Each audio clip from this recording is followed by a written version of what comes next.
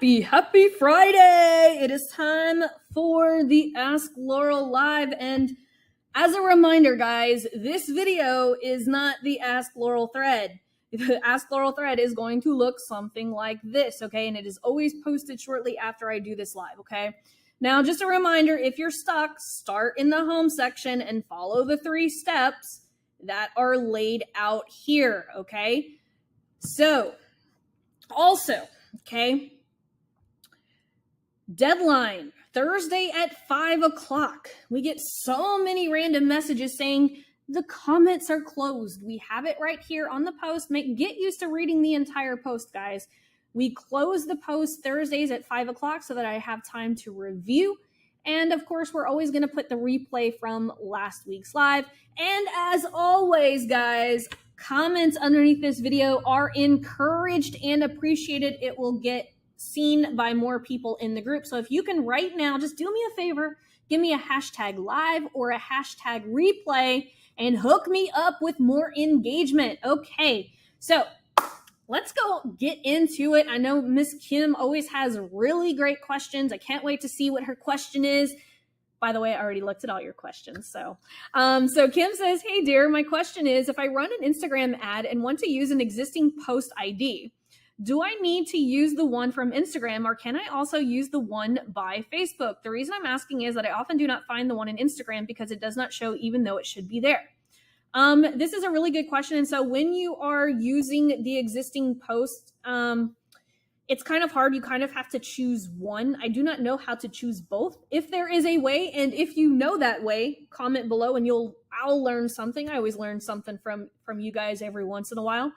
So I always tell my students in Lean on Laurel to choose the one that has the most social proof. Like if you're an Instagram person, use the existing post from Instagram. If you are a Facebook person, use existing post from Facebook. But it's hard to tell. I don't really have a direct answer to this, but I typically choose the one from Facebook. So Yvette says, I have a service-based business and I started it on October 1st, 2022. Well, welcome, new business. I offer child birthing classes, breastfeeding, CPR, and postnatal. I have a social media manager who is helping me run competition ads for someone to win a class, but it feels to me the wrong people are clicking on my ad. They just want the free class and they don't want to of course, you're running a contest. Contests always bring out. So here's the thing. Contests will bring you out a lot of volume, but not a lot of qualified people because they want the free thing, okay? If you want a lot of volume, you're going to have to go through a lot of unqualified people to get to the qualified people. So that the contests are usually used in scale when you want a lot of volume. Not a really good idea when you want a lot of qualified people. So I just kind of went off on a tangent there, but okay. Back to her question. I did a baby expo and got 164 client details from there, and I have had 10,000 in sales so far, but I now need to generate more leads to convert to paying clients. The goal of this message is to figure out my power offer so that I can get consistent monthly client to attend my classes.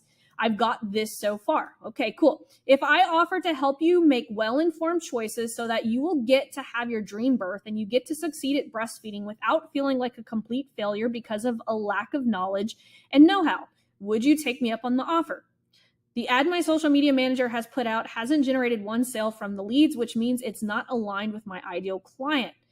I would have to see the entire process. Are you running this straight to, it sounds like you're running this to, I would need to know, I need to know more context, Yvette. What are you running this to? Okay. So I'm going to tell you this, Yvette, if you're listening today, I will leave the comments open underneath this video for you to give me the context at which I want to know what your sales process is with this ad. So is it going to add to a sales page, or is it going from an ad to a lead magnet? If you can give me that context before the end of the weekend, I will answer it for you underneath this video that I'm doing right now. If you come back with the context, I will reply to it. Otherwise, if you wait till Monday, just give me the context in the next Ask Laurel post and I'll get there. But I can't answer it because I don't know what your sales process is from the ad. Mr. Edward Dunn, Rockstar Mr. Ed. Laurel, what are your do's and don'ts for repurposing video content, especially short form video? For example, is it okay or not okay to cross-post a video on TikTok, YouTube Shorts, LinkedIn, Instagram, and Facebook that talks specifically about a Facebook strategy? Or will the platforms penalize you for this because it could lead people off their own platform? I have not had any issues. I talk about Facebook ads on TikTok. I talk about Facebook ads on LinkedIn. I do not see it affecting my reach or engagement or anything like that. As a matter of fact, on LinkedIn, on TikTok, and on Instagram, I mostly push people to YouTube. That's been my big play. Now, here's my rule though, is I shoot the short video clean and put captions on it. And then I upload them individually to all of these platforms. So you don't want to upload, because TikTok will automatically put a logo on it. So you want to make sure that you're not using the TikTok logo on YouTube Shorts and all of that fun stuff. So make sure that when you are using the same short video, that you are not uploading the one with the TikTok logo on it. I have seen that to affect reach before in some of my clients. And so I just always have people shoot the video clean. But as far as like mentioning other platforms and other platforms, I have not seen an effect on that.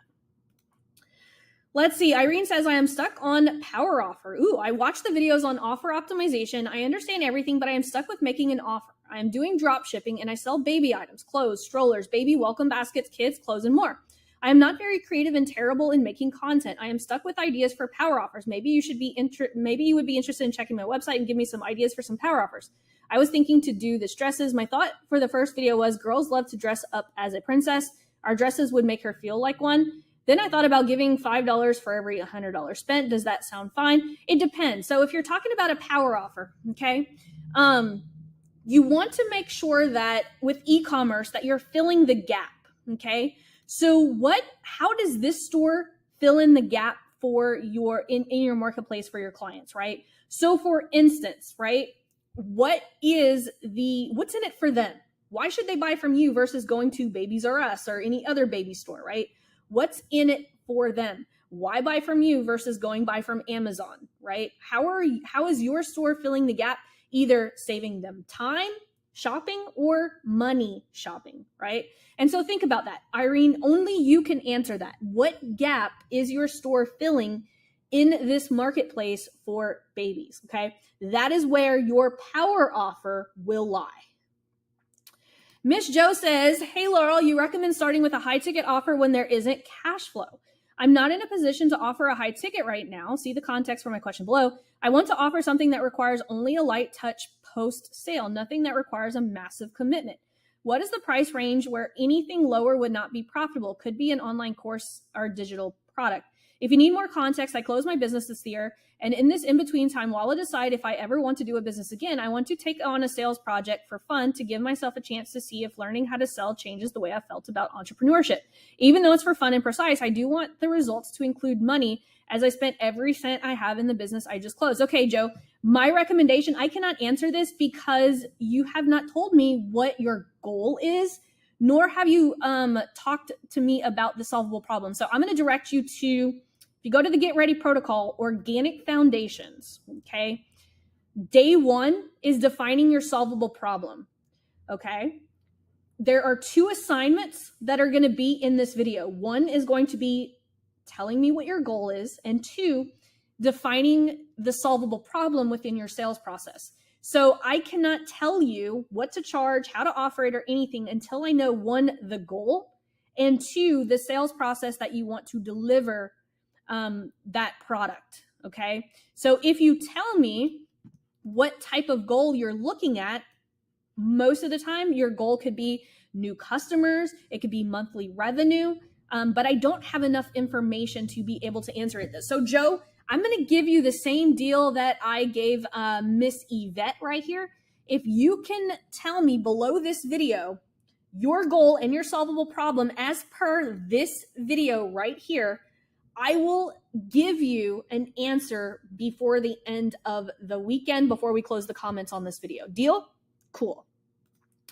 Miss Crystal says, hello, I'm working on my goal solvable problem. Ooh, see, I love that you guys are going through this solvable problem. Guys, if you have not gone through, even if you're not doing organic content, this day one video right here will give you a lot of foundations that you guys need to run profitable ads. So Miss Crystal says, I love the idea of my problem being solvable. I'd love some feedback to know if I'm working through it the right way. Offer $47 access to digital evergreen magazine collection for tween and young tween girls around puberty related topics, 9 issues and counting, plus a bonus ebook and digital workshop. These are hosted on heartbeat.chat. 90-day goal to make 5 sales. Solvable problem: how many people need to know about and see the magazine before I convert one buyer? I am pretty much starting from scratch.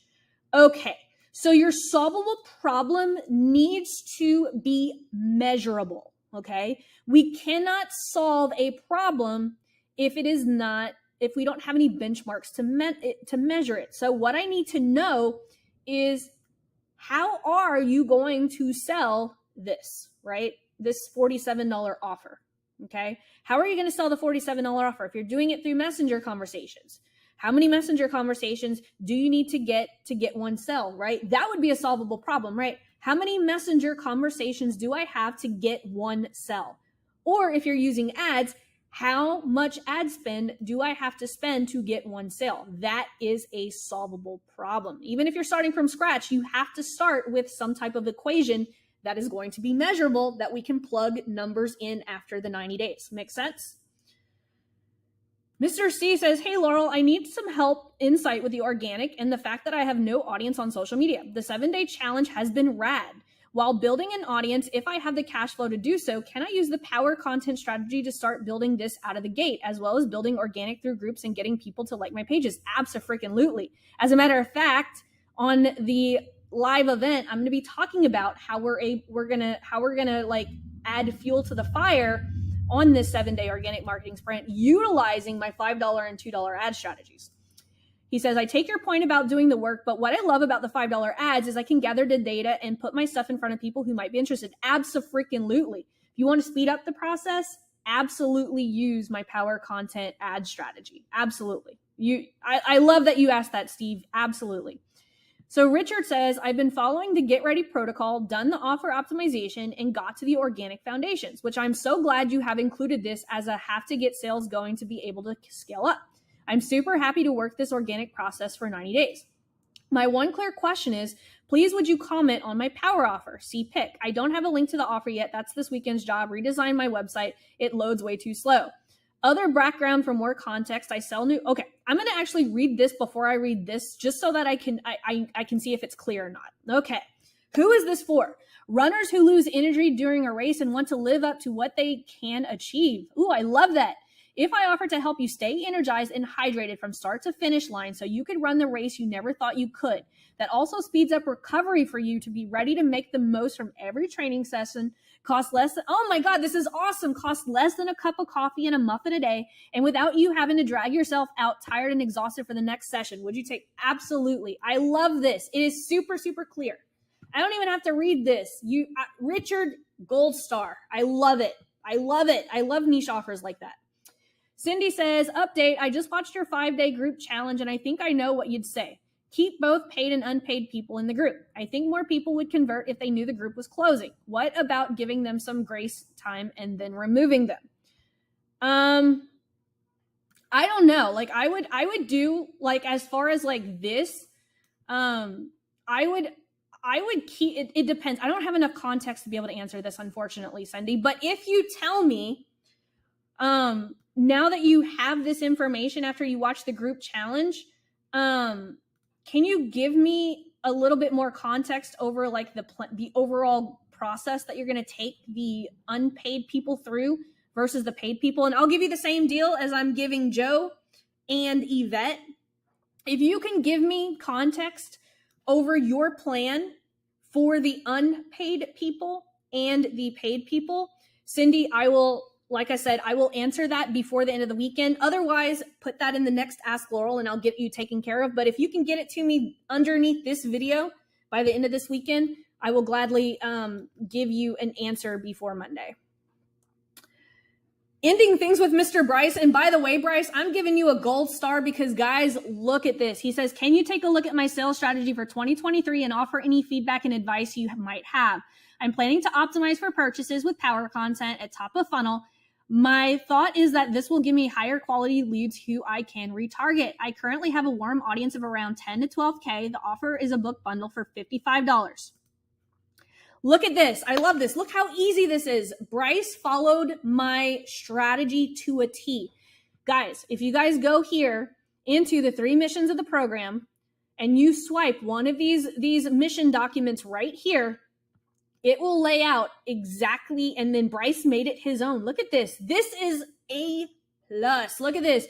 $5 a day with purchase objective, all cold audiences I plan to have been proven. So the only thing he's doing different here is he's optimizing his power content for purchase. He's got an e-commerce product. I am totally okay with that. I don't recommend it for coaches or anyone else, but for e-commerce, I am totally okay with this offer. Look at this. And then he's going to retarget them with $2 retargeting ads, reminder videos, $1 a day. I do $1 a day, and boosted posts. A freaking plus. Bryce, guys, lots of great questions today. And for those of you guys who I told that I would keep the comments open until Monday, if you come back with your clarifying question or context that I've asked you for, I will gladly follow up with you and get you taken care of before the next Ask Laurel. But if you wait until Monday, the comments are already going to be closed. Just go ahead and put it in the new Ask Laurel. This only applies to those 3 people, okay? Any new people,